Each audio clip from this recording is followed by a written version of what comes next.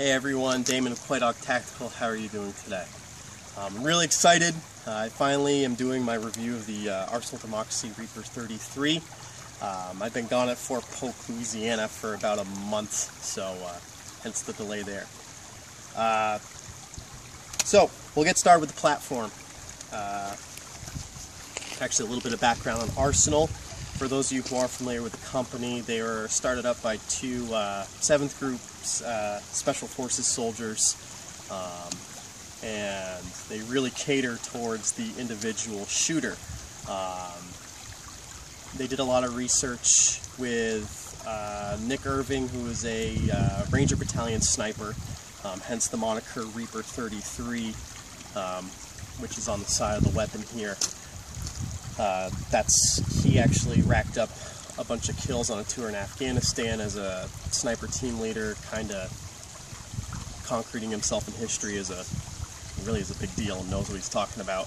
So a lot of R&D went into this platform. This isn't just your run-of-the-mill AR. Their customer service was really good. I had a bit of a delay while getting this, but they were kind of going through a tumultuous time, moving into a new facility. So it took about 3 months for me to get this, but well worth the wait. So we'll start from front to back here. You have a couple different options when you go for the Reaper for muzzle devices. Whether you go with 300 blackout or 5.56, I went with a 5.56. You know, it's just the round's cheaper, it's more available.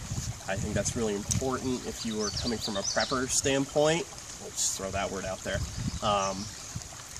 But let's just be realistic. If something is cheaper and more available, I think it makes more sense to go with it. 300 blackout's awesome, but there's a lot that's going on with 5.56 these days that you just really, it wasn't there like 10 years ago. So going back to the front, I went with the Surefire Muzzle Brake. You can go with Geissele's own flash suppressor that goes with a Templar Tactical suppressor. You can go with Advanced Armament Corps Muzzle Breaker Flash Suppressor or the Surefire Muzzle Breaker Flash Suppressor. I really like Surefire products, and unfortunately in Vermont we can't own suppressors, so you know, I can't take advantage of the quick disconnect of their cans, but hopefully that law changes and down the road I can get one. But my reason is, you know, I want to get into competition shooting with this, and this really mitigates recoil impulse. I mean, it is non-existent. I'm sure you've seen the video I posted before of myself and my friend shooting. It doesn't move. This rifle, it's like a garden hose. It's insane. And also, I'm thinking from a self-defense view. I really want to just mitigate my recoil impulse if there's an active shooter scenario. I don't need that flash suppressor to, you know, hide my position, because this isn't, you know, a tactical field environment. It's going to be dynamic, and you need to put down that threat as quick as possible. So being able to stay on target, reacquire that sight picture by, you know, once again mitigating your recoil impulse is key, I believe, in a self-defense situation. So I went with a muzzle brake. Moving down, you can't see it because of the rail, but this thing has a heavy medium contour Schillen hand-lapped stainless steel barrel with a 4-groove ratchet rifling in there. For those of you who are kind of newer to shooting, you want a heavier barrel. Helps with so many things. It helps with barrel whip to help keep that, you know, that recoil down, and also for stabilizing the barrel. So, you know, so when you shoot, you can't see the effect, but that barrel, it'll move. And the heavier the barrel, the less that's going to happen. That's going to keep your, you know, rounds more consistent and accurate. You know, I also failed to mention this is a free float system, which is key. And also the thicker barrel really helps dissipate heat. I mean, you could really run this thing without gloves. Not worry about it, which is really nice. I advise gloves when you're shooting at all times, just something good to train with. And this is pretty cool. It has a side detent. It's Geissele's own patent design, a side detent gas block. It's got like 14 different settings, so if you're running a can, you can adjust it, you know, so there's less gas running or more. It comes tuned out of the factory. I haven't had to adjust mine. The thing shoots incredible. So once again, moving back, you have your bolt group. It's a micro slick bolt carrier group. I put Fire Clean on it, and that just is awesome. This thing, I haven't had any issues yet. I've put about 350 rounds through it so far, 0 stoppages. It runs really smooth. Threw an EOTech mini red dot sight on this thing. I haven't had a chance to fire that yet. I'm really looking forward to it. But we'll save that for a future review.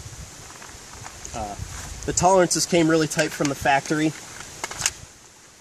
Now that everything's broken in, everything feeds really nice.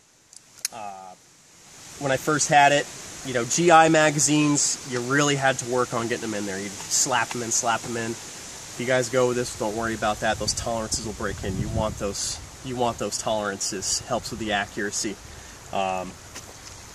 It's got an ambi safety selector, which I really like. Ambi controls really, mag release, right side and left side. That's really cool. If you are really into the whole dynamic, strong side, weak side, it's great to have ambi controls. Or if you're just a lefty, there's not a lot of companies out there that cater to lefties, so that's good. The charging handle, it's made by Rainier Arms. It's their Raptor.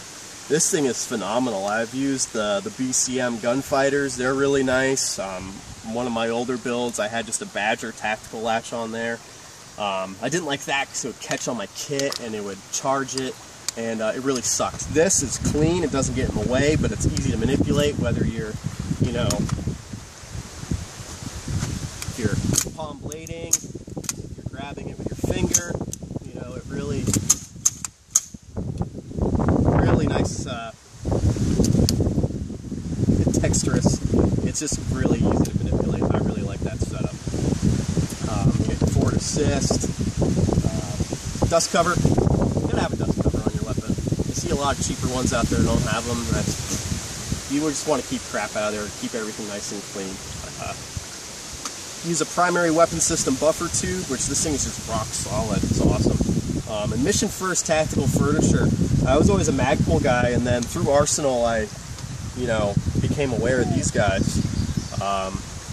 And I love it. This thing, it's comfy. This is their minimalist stock. This is a 6th position buffer tube, by the way. And I run this thing all the way out to 6. And it's slightly contoured, so it rolls right up in your shoulder perfectly. It's comfortable. Which is key. You gotta have that cheek weld, otherwise, you're gonna suck. There's no avoiding it. It comes with a Mission First Tactical grip that's got like interchangeable front strap and back strap, and it's come with storage. I got a bunch of my Allen keys in here for like adjusting the gas block. The thing's phenomenal. My friend and I were getting like 3/4 inch groups at 100 yards of the green tip. I can't wait to see what match ammo does through it.